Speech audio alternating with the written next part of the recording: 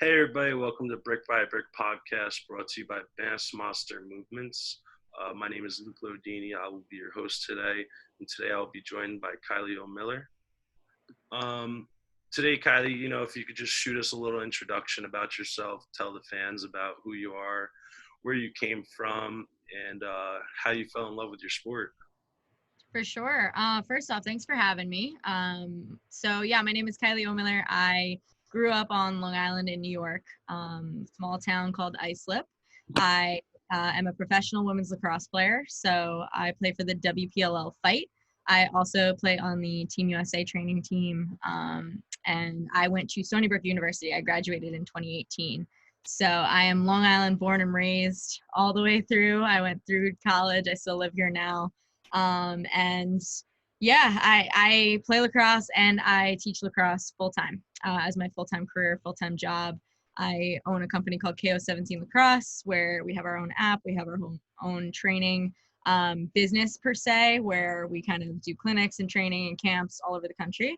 Hoping to go international real soon, but it's been really cool to be able to take the sport that I love to play, but also turn it into a career because I also love to coach. Absolutely. Yeah, no, it's amazing what you do. Obviously going to Stony Brook, you were the lacrosse goat. I've always followed. Now, growing up, were you always lacrosse, or were you any other sports playing? For sure. So again, I grew up in a small town called Islip. I grew up in a very athletic family, so both my parents played sports. So it's just myself and my younger sister. She's 2 years younger than me at home, and ever since we were like 3 or 4 years old, we were outside playing sports, whether it was soccer, basketball, anything we could get our hands on. But yeah, growing up, I played soccer, basketball. We swam competitively. I picked up volleyball when I was in middle school. So as I got to high school, I was a three-sport athlete. I played volleyball, basketball, and lacrosse for 4 years on varsity at Islip. So I think that's so important now, especially with the youth. Growing up is just, I knew that lacrosse was, my passion once I picked up the stick. Yeah. I got really serious about it around like 7th, 8th grade when I realized maybe I could go to college to play this sport. But I think it was really important for me to also be playing those other sports so that I wasn't just, picking up my lacrosse stick all year round and kind of getting burnt out, or any of the things that you see a lot of the times with that early specialization in young kids now. I knew that lacrosse was my specialization, but at the same time, like that outlet where I got to compete during a volleyball season or run up and down the court in a basketball season, like that gave me my kind of release so that it got exciting back towards lacrosse season. Also, I think it's just so important for young kids to be able to learn so many different lessons and kind of work with different teammates, work with different coaches, get different experiences from those different sports. So I'm really grateful for, being able to play volleyball and basketball as well as lacrosse during my time in high school. Yeah, absolutely. I think, playing football myself, a lot of younger kids, I always tell, like track's always a great, because there's so many different sports, but like you could transfer, what you learn from those sports into other sports like track. You learn how to run, so it helps you helps you be faster in your sport, whatever it is. I think that's so important to, especially playing three sports in high school. I'm sure that was always a handful of, always being busy on the run. For sure. Now in high school, when did you really like decide that, or when did you realize that you were going to go play in college? Yeah. I think like around 7th or 8th grade was when I really realized like, okay, lacrosse is my main sport. This is what I love the most. I need to really start working towards those recruiting years and getting ready for those recruiting years. So now that there are NCAA rules in place where, recruiting years are a little bit later. When I was back in high school, it was, your 9th and 10th grade year were the most important. That was when girls were already starting to verbally commit, and those were the really important summers when we played. I believe it was in between 9th and 10th grade, and then in between 10th and 11th grade, those summers when we would play travel ball. That's when we play in lacrosse at our tournaments and everything. That's when we were being heavily recruited. So if you think about it, like 14, 15-year-old girls starting to think about their future and starting to think about, it was pretty much a thing at that point to know whether or not you wanted to play in college. Yeah. At what level, you weren't sure yet, right? You kind of had to go through the process of seeing how you matched up on the field and seeing what kind of coaches were interested in you, seeing what kind of schools you were interested in. But again, it's very interesting to look back on now because there have been NCAA changes to those rules where girls aren't able to talk to college coaches until their junior year now, which Oh wow. helps because it allows them to kind of develop a little bit more as players, kind of think a little bit more about their future. Like I remember I know it's still a stressful time for a lot of girls out there, the recruiting process, but I remember being 14 years old and I was like, yeah, I know I want to play at the highest level, but like, can I do it? Like I don't even know what high school is like yet, So I think it's been a really cool change to see in the sport of lacrosse that they've kind of pushed those rules back a little bit more. But I think, around middle school was like, I knew that became my dream. And I just had to start kind of working to make it a reality to play at the highest level. And at that point, this is something that listeners might not know either, is there was no women's professional lacrosse at that point yet. So the highest level you could play at was Division I college lacrosse. So that was my goal. It was like, all right, I want to play at the highest level. I want to play for a top Division I program. So yeah, I think that was around the time. Yeah, no, that's great.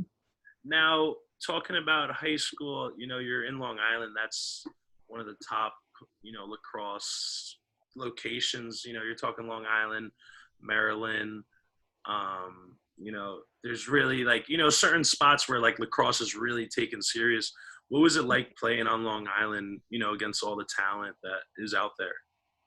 Yeah, like you mentioned, there's like a handful of hot spots for lacrosse, and Long Island is definitely, I would say, one of the main two out of Long Island and Maryland. And it's a heavily populated area for the sport of lacrosse. Like our coach at Stony Brook used to say all the time, like you can't drive 2 blocks without seeing at least like 2 goals or pitchbacks on the front of people's lawns or in their backyards. Like it's Long Island sport, so it's very competitive here, and it's very when you're growing up, it's like what travel team you want to play on, there's different travel teams that are kind of going against each other, and then if you're playing for the best kind of major high school programs and all the competition that goes into that, and all the talent that's coming out each and every year to go to top Division I, Division II, Division III programs. I would say that's the best way to describe it, is that it was definitely competitive, and I think that it shaped me to be able to kind of handle that pressure, be able to handle, I guess, high level lacrosse when it came to coming from like high school and middle school lacrosse to go into that club level lacrosse when we were really, really competing and trying to put on a show in front of college coaches. And then ultimately, once I got to Stony Brook, playing at a Division I level and trying to compete for a national championship, like I think, I was fortunate enough to grow up on Long Island where lacrosse was kind of like life here. And, I think that really shaped me for lacrosse being life in college as well. And I'm really grateful for that.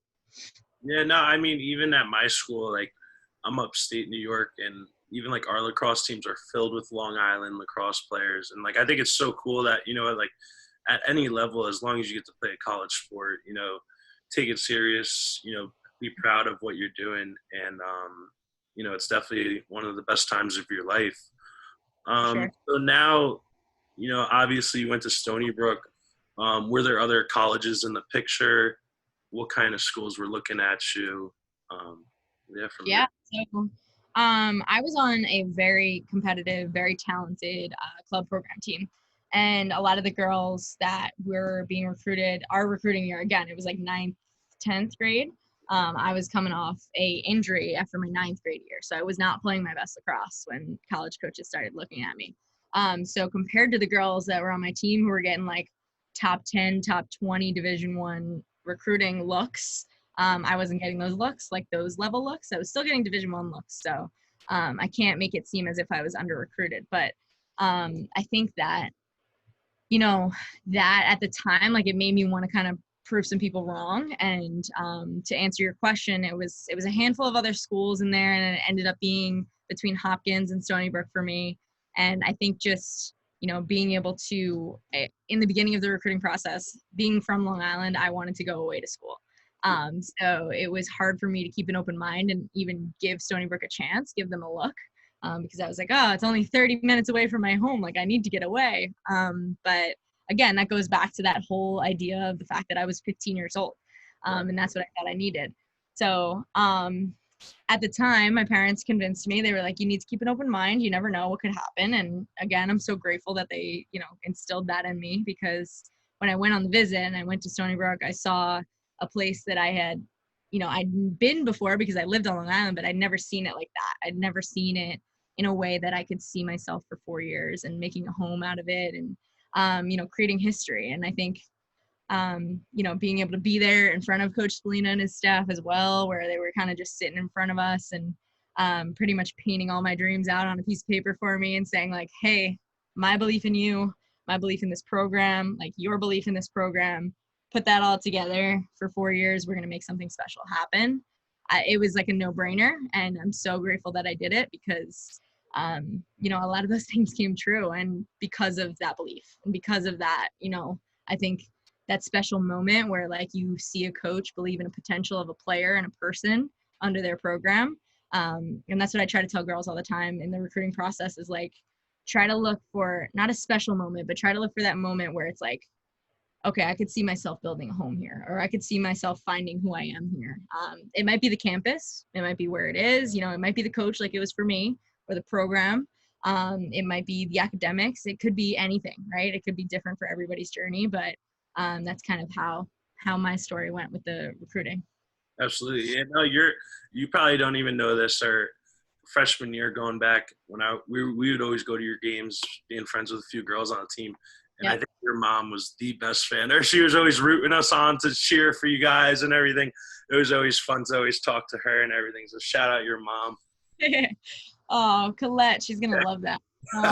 So funny, because I remember those games, and I think that was something so special about Stony Brook too, that I saw on those visits, was that all the teams were, kind of had each other's backs, and we just wanted to ultimately be the best programs on Long Island, and we wanted to be able to put on a show for, like I was mentioning before, Long Island is a special place for not only lacrosse but sports, right? And there's all these younger kids and all these parents who have kids who want to be able to bring their kids to these really competitive, exciting college games so that their kids can ultimately see that and want to aspire to be it. So, those kind of moments and those memories are really special, because I think that's one of our main missions as a program as well. Absolutely.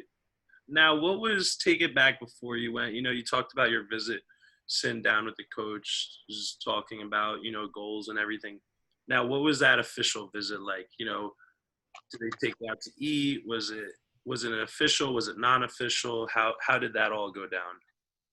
Yeah. So it was actually a non-official visit. So at that point, it was like, I forget what time period it was, but it was, like if a coach wanted to meet with you, they would take you on a tour of the campus. Like you'd go to the campus with, if you wanted both your parents there or whoever you wanted there as your support system. So I had both my parents there. The coaching staff took us on a tour of the campus, kind of showed us a lot of the like academic buildings, things like that. They kind of walked us through the gym and the field and the locker rooms and all the athletic parts of everything, the training rooms, tried to show us that side. They also had us sit down with the academic advisor, because that's such an important piece, right? Like, we are not only athletes, but we're student athletes. We got to ultimately get a degree first so that we can go on and crush life afterwards. So it was important for them to be able to show us the resources that we had at Stony Brook, and, those academic advisors and tutors and people who are ultimately going to be there to help you excel as a person. So it was kind of like just a couple hours long worth of a tour, and really just getting to know the coaches as well. So like, as you're walking around, it's not necessarily just awkward silence, right? Like, they're asking you questions about, your life, your other hobbies, your other sports, like what your life is like at home, what you value, and you get to do the same for them. You get to do the same of, asking them what they value in their program, what their family life is like if their families are involved with the program, which is what I loved about Stony Brook as well, was like, it was one big family, right? Like, we would go to Coach Joe Spallina's house for pregame meals as a team, and like his wife and himself and all his kids were all there, and they would just bring all 30 girls of us in like we were family, so I thought that was so special because I think that's rare. And just kind of things like that. And I think that's what's so important about going on those, whether it's unofficial or official visits. You get to really immerse yourself in the culture, or at least get a little bit of a feel for it.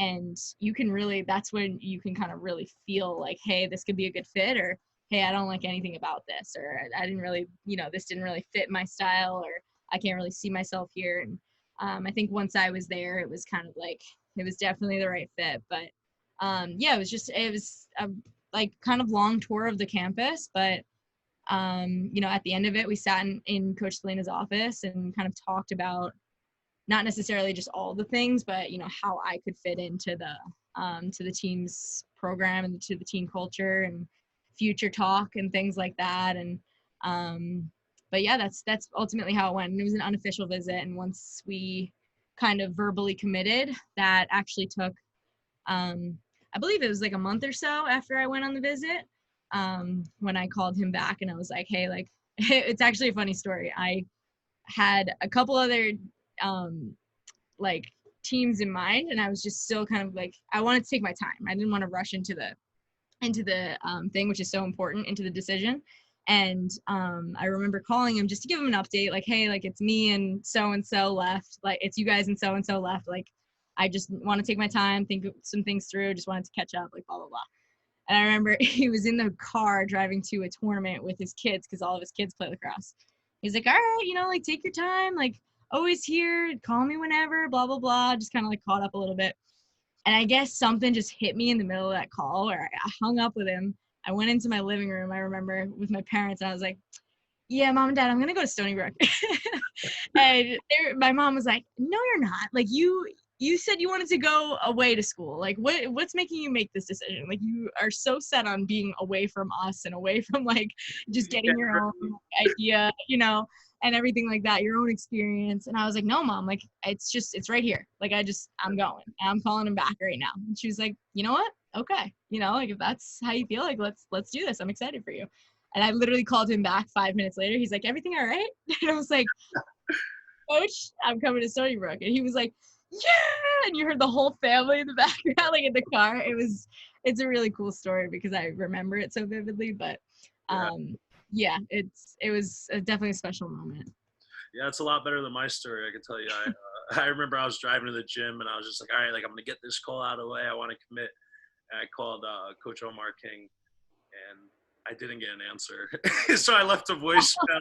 I was like, hey, Coach, I just want to inform you I'm ready to make my decision if you give me a call back. And that was kind of how it went. But then, I got Coach Omar King. He's the best. He always gives me a big hug every time I see him. I appreciate him in the high school, honestly. That's so funny. But, now going into freshman year, talk about how the difference between, obviously having such a great coach, big time coach, obviously, going in different weight room aspect, basically just competition, teammates, give, the overall feel of how it was transitioning from high school. Yeah. I think, this is a question that I get a lot from younger girls that are kind of anticipating the process of it and kind of the transition from high school to college. And the one thing that I do always say is, like, a lot of girls or athletes are kind of nervous about, like, time management and, how do I, spend 4 to 5 hours of a time block of my day around, like you mentioned, lift, conditioning, practice, making sure you're taking care of your body with the recovery and the trainers.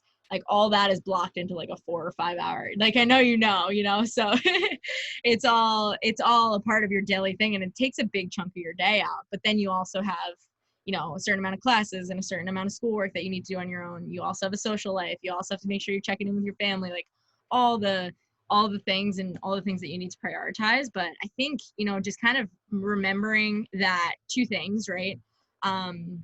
Like, just kind of finding a process that worked for me, where, like, I know that I'm a big checklist girl. I'm a big planner girl. So just writing things down, making sure that I was on top of all my schoolwork, and kind of, like, knowing that if I had a tough day at practice, like, okay, I could take a couple hours and take a nap, like, those kinds of things. But then at the same time, like, knowing that all those teammates are there, ultimately going through the same thing as you, right? Like you're not alone in it. And I think that's what helped me with the transition, right? Like there was, I think maybe 6 or 7 other freshmen who obviously had never gone through it either. You know, the sophomores had just done it the year before. So there's just all these people that you kind of, as an athlete, you're lucky enough to be able to go into college on a team of 30 plus people that have either all gone through it before the transition before or are doing it alongside you, right? So like, Did you know any of the girls going in? Like, were some teammates, maybe rivals, or how was that? yeah. Yeah, so it's kind of funny because Stony Brook was, you know, a mostly Long Island women's lacrosse team, right? So growing up on Long Island, you kind of knew, if you didn't know them personally, like you knew of them because you either played against them or they were a couple of years older than you and you like kind of looked up to them and you were nervous to play them every time, you know, as a freshman in high school and all those things. So there was definitely a handful of those girls where it was like, had one of kind of fell under one of those categories, but there was also, I was lucky enough that there was 3 other girls in my class that I had played travel on the same team with for the last couple of years. So we weren't actually that close on our travel team until we started realizing like, hey, we're all going to go to the same college. Like, let's start hanging out, you know? But now they're some of my best friends. And I think that's the biggest thing is like the transition is tough. But at the same time, like if you're going through as an athlete, you got to remember that you have a team full of people that are right there going through it with you or have done it before. So like, don't be afraid to ask for help, reach out for help. But I think the biggest change was honestly the speed of everything, like on the field, right? So, and it's so I tell this story all the time, but like the speed of practice, the intensity of practice, there's a lot more physicality when you get to that level, and it's allowed to, like you're used to in high school lacrosse. Women's lacrosse is kind of a sport where you think about it as like there's a whistle every 2 seconds because the refs just kind of blow every whistle anytime somebody touches somebody at younger levels, which the rules are evolving and it's getting much better. But you know, you get to college and it's kind of a shell shock because you're just allowed to hit, and at practice every day, like there's a lot of really strong, tough girls that work really hard and are going to challenge you, and you definitely got to get used to that. But I think it's just so funny because like after the first week or 2 weeks of practice and going through that and kind of being shell shocked a little bit and overwhelmed, when you go into that 3rd week of practice, or like I remember this happened to me, I went back to one of my like high school like fall ball games or high school practices, and I was like, oh my goodness, this is how slow we used to play. Like you don't realize it until you go back and you're like, oh, this is like, I like how much faster we play it now. So you know, I think it's just something you just get used to as you kind of go through it, and as you go through it with those people as your support system by your side. Absolutely. Yeah, no, like growing up, I had tons of friends that played lacrosse and us and really when we got to college, we'd be in like the players lounge up in the booth and we'd see guys practicing and stuff, and then eventually making friends on the team. And it was like I really follow girls lacrosse more than guys lacrosse. Even at my college now, it's like I still like check the score. I'd rather watch a girls game than a guys game for some like. I just think I think it's more amazing just how you guys play. I mean, I think even though it's not Appreciate that. physical, but I think you guys still are kicking ass. Freshman year, you had a great season. You were American East Rookie of the Year, first team All Conference. What was, like, how was that feeling? This year in college for me, this was my first year I ever got any awards. So it was like getting that first award. What was that like? For sure. It validated a lot of that hard work that you put in at that point, right? And also validated a lot of like what we did as a team that year, and kind of like we were coming, I think what meant a lot more than those awards really was some of the major wins that we had. And I know this sounds really cliche, but coming from a program that, like, when you look at Stony Brook women's lacrosse now, you see them as like a top 10 program, just easily, right? But back then, my freshman year, I was going into like a top, they were like 40th, 50th in the nation, 60th maybe, so like the couple of years before that. So going in, it was like we were bought into the vision of wanting to get to the level that they're at now. And putting in all that hard work throughout that entire freshman year and going from high school to college, and then going from not only that to college in general, but like that level where you're being pushed every single day so that you can ultimately do something incredible and do something that the program's never seen before as a team. So I think that's what that was kind of all about for me, especially that year, was like just being able to recognize that Stony Brook had the potential that our coaching staff and that all of us really believed in. Beating top 10 teams like University of Florida and Northwestern and Notre Dame at that point. And it was just like, those feelings were above anything else because it validated all those beliefs that we had. And then just kind of set the foundation for where we continued to grow to after the following couple of years and up until where you see them now. Yeah, no, it's amazing. I mean, obviously walking into a program and then building it up like that, that's awesome. Definitely something special to be a part of. So, freshman year, it's like you're going in and it's, your first time you really have to be in a weight room. How is that, transition? Were you a big weight room person before in high school? Have you never lifted before? How did Yeah, that start your game also? for sure. And I think it's something that like is heavily talked about with men's sports, is the lifting aspect and the gym aspect. And it's starting to become more normalized with the women's side of sports because we're recognizing how important it is to play at the elite level and have that speed training, have that agility training, have that, that muscle underneath you. So it was something that I actually got into. I started working out at the same gym that I still work out to at this day, right after that injury my freshman year in high school. So it was Wow. around freshman year of high school, and I've still worked with the same trainer that I had back then now. So it's been like 10 years now, which is crazy, but it definitely wasn't as much of a shock to me as it was to some other girls. I will say that, getting in the weight room and kind of the conditioning and the agility training and all the stuff that kind of came alongside of just being on the lacrosse field and practicing. Just because I had done it for a couple of years and I had realized that that was an important part of kind of knowing how you could get the best out of your body on the lacrosse field by putting in the work in the gym, and putting in the work off the field as well when it comes to nutrition, recovery, just a lot of those things. So I was lucky in that sense that I kind of started a little bit earlier in the gym. But I will say that it does come to a shell shock to some girls as they get to college. But I think that's so important to get yourself acquainted with how to lift and how to do it properly and how to run and all these different things that trainers can kind of teach you at such young ages now. Yeah.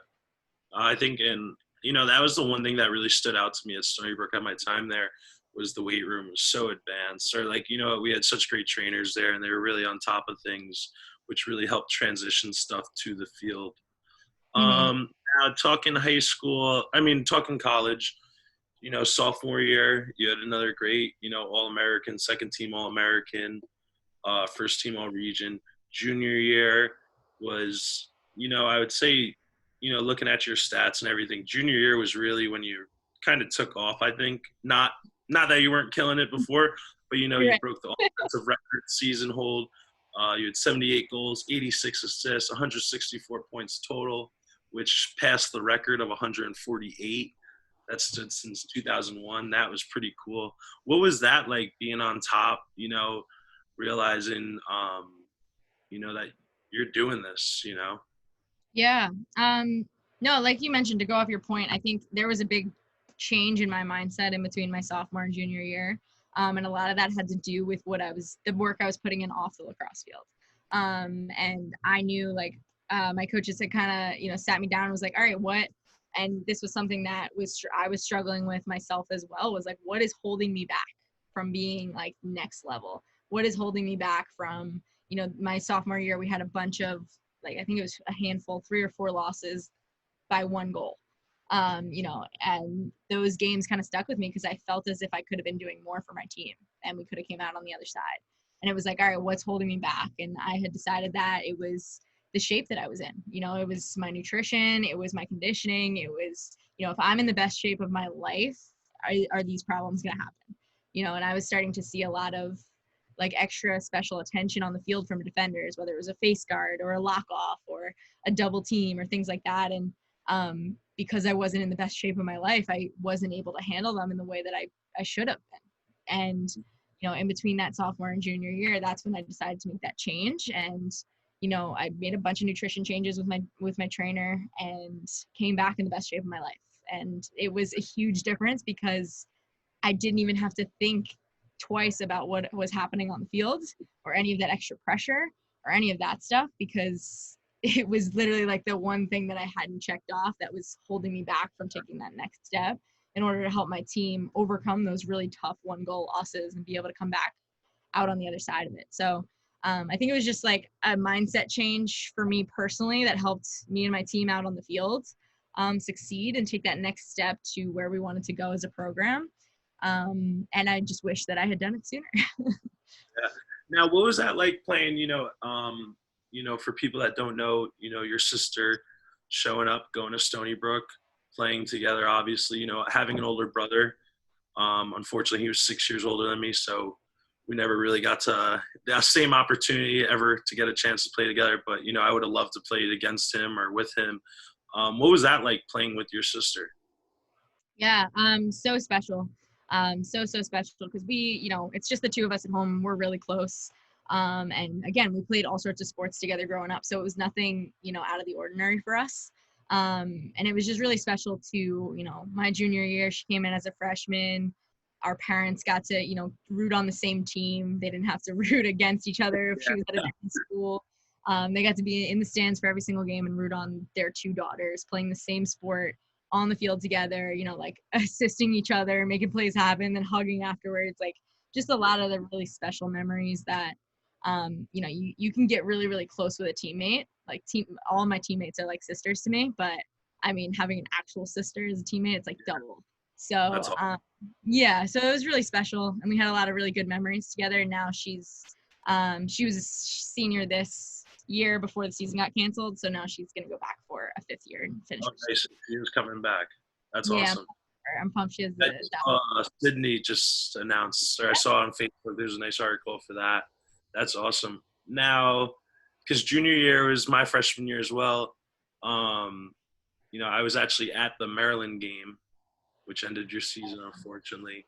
I still was so mad at that game because That's okay. I think none of believe it, yeah. I think everybody, had the same idea. We were all, we were rooting for you guys and everything.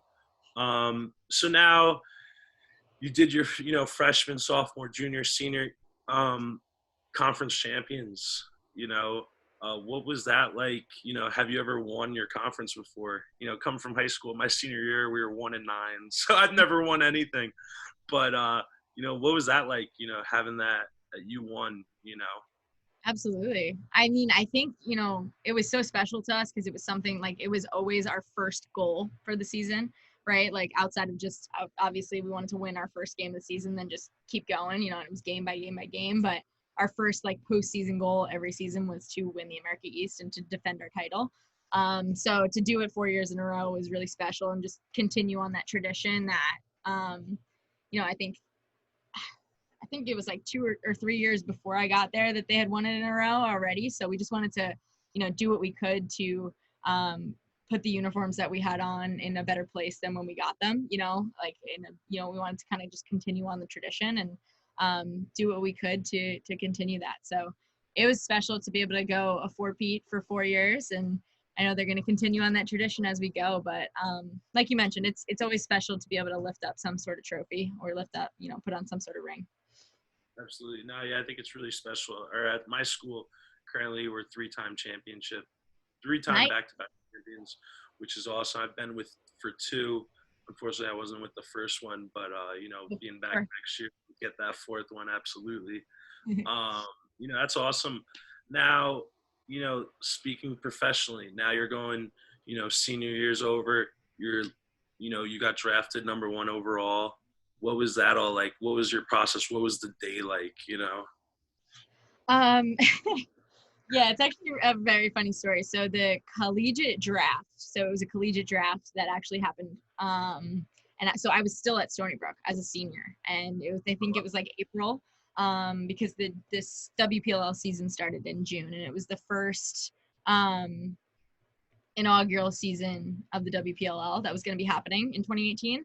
And I got drafted in the college draft first overall, which was a major shock to me.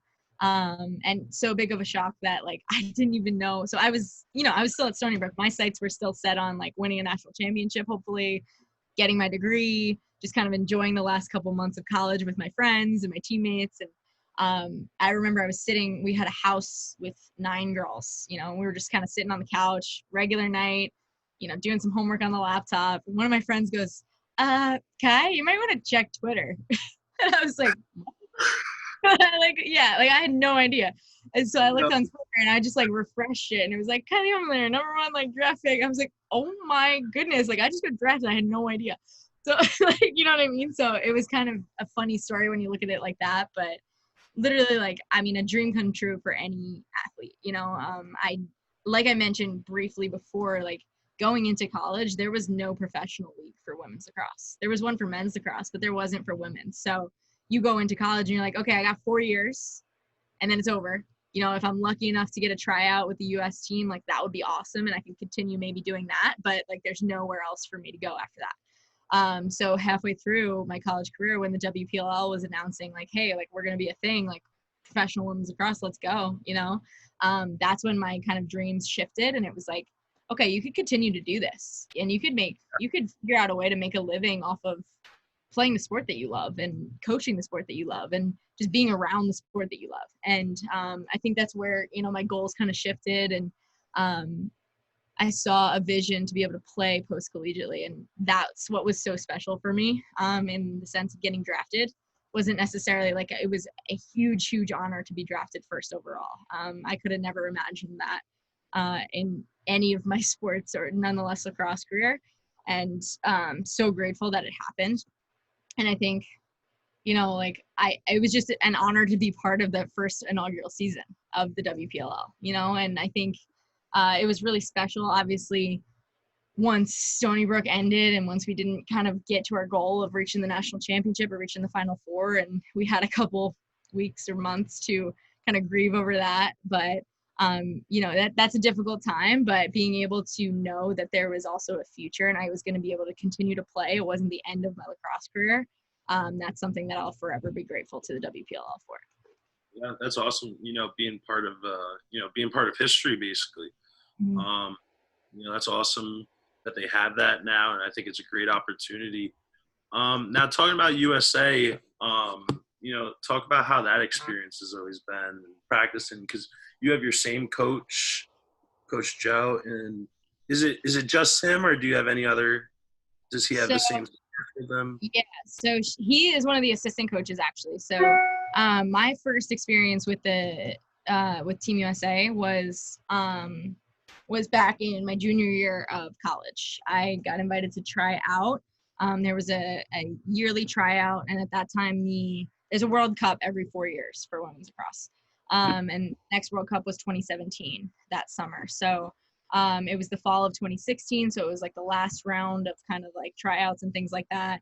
And that was just an awesome experience because I got to play for Team USA for a couple training weekends with some of the girls that, are now some of my great teammates. And I never could have imagined it. And I was one of the youngest ones out there, and I was learning so much just about leadership and sacrifice as a teammate, and being able to fit into whatever kind of system there was, whether it was, the coaching staff or the offensive system or the defensive system, whatever it was, like just kind of being able to be an open player and being able to be, to adjust to almost anything as an athlete and as a player. Like those are lessons that I'll never forget from that experience. And then, come post collegiately, start of a new, like you mentioned, a new coaching staff where Coach Joe Spallina is one of the assistant coaches, along with head coach Jenny Levy from UNC, a bunch of other awesome staff members. It's a whole new process, and it's like a lot of invites to training weekends and kind of just based on how you play in the WPLL, how you're playing collegiately and things like that. So I've been lucky enough to be able to kind of train with them for a bunch of training weekends over the last couple of years and the next World Cup is 2021. It's next summer. It's coming up. So, which is actually really exciting because it's the U.S.'s turn to host it.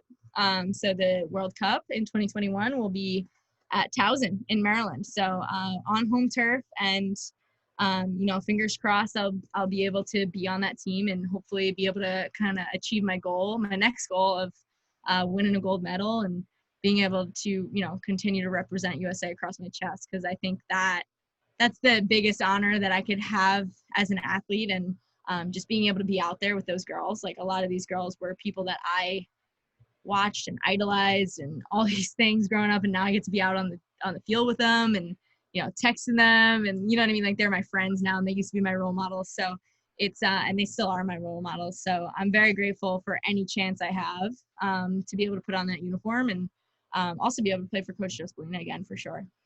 Awesome. No, it's definitely nice having a familiar face. That definitely is something that you definitely should be proud of. Best of luck with that and everything. Oh, thank you.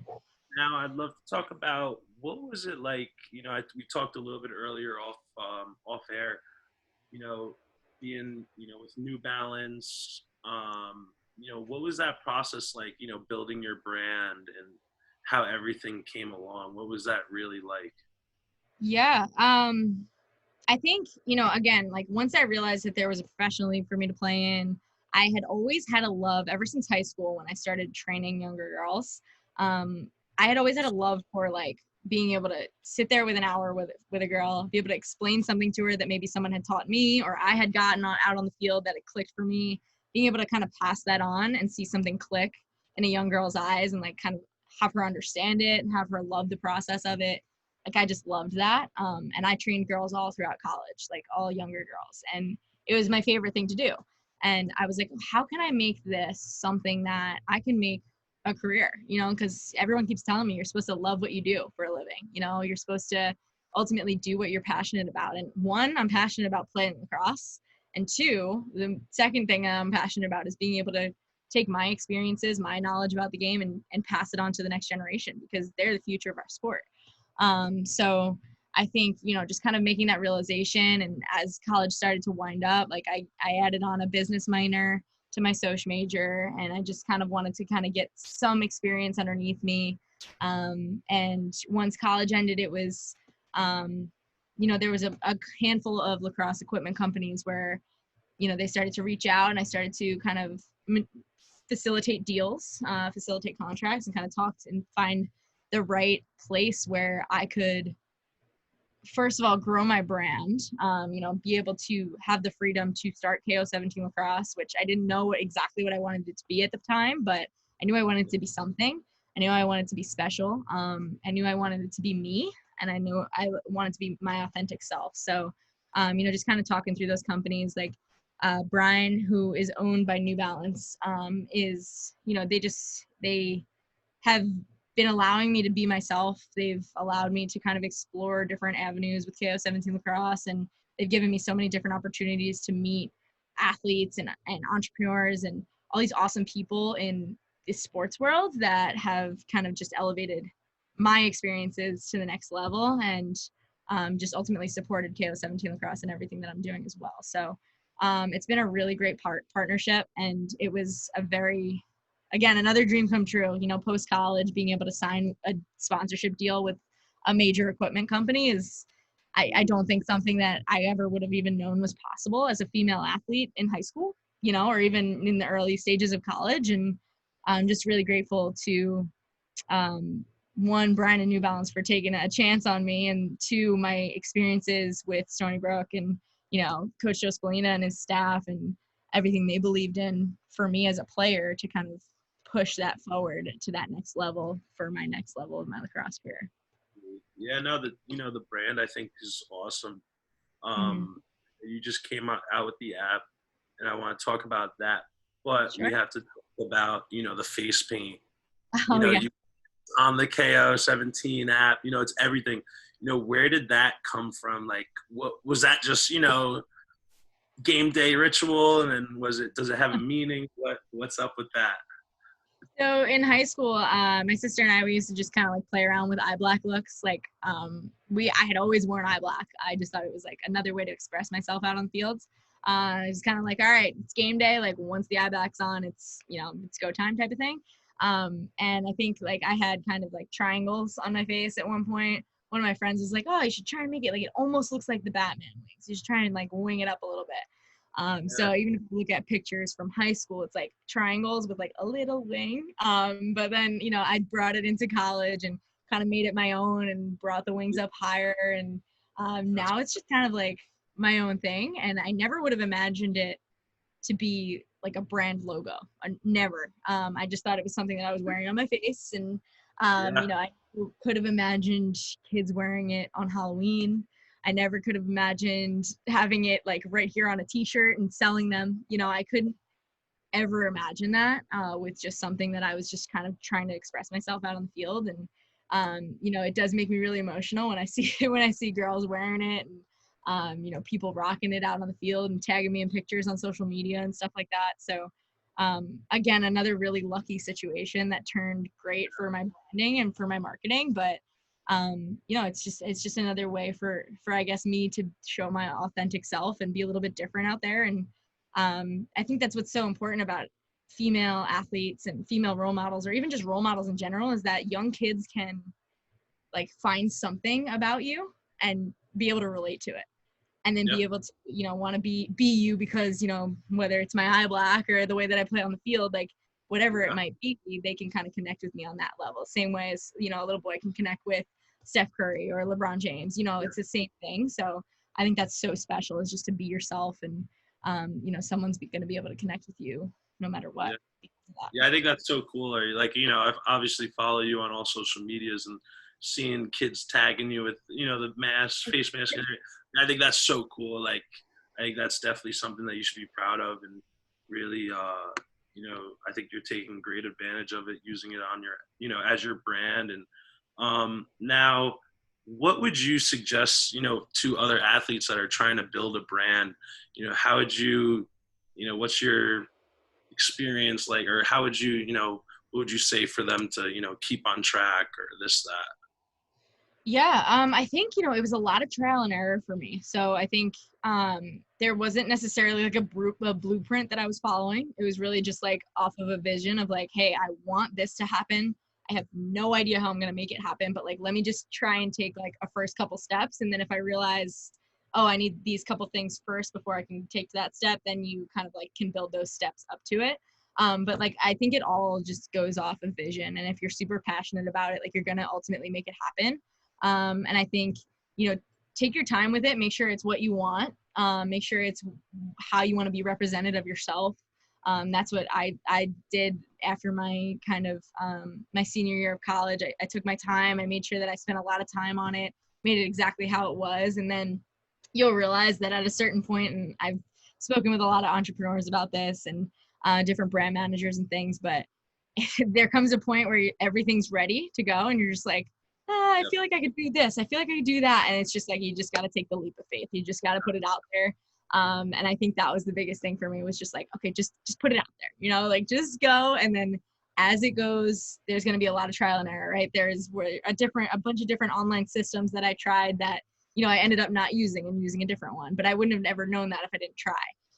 Yeah, So I think, and it's still to this day, I'm 2 years in, and I think there's so much more to learn, so much more that I can grow with, and will continue to do so. And I think that that's the biggest thing, is like, go off your vision, go off your morals and what your values are for what you want this brand to be, and what you want it to represent. But don't kind of like take no for an answer. Don't take any hiccups as like real kind of fallbacks. Just kind of hop over them and keep going, because I think that's the biggest thing that I've learned, is just trial and error. Just keep going.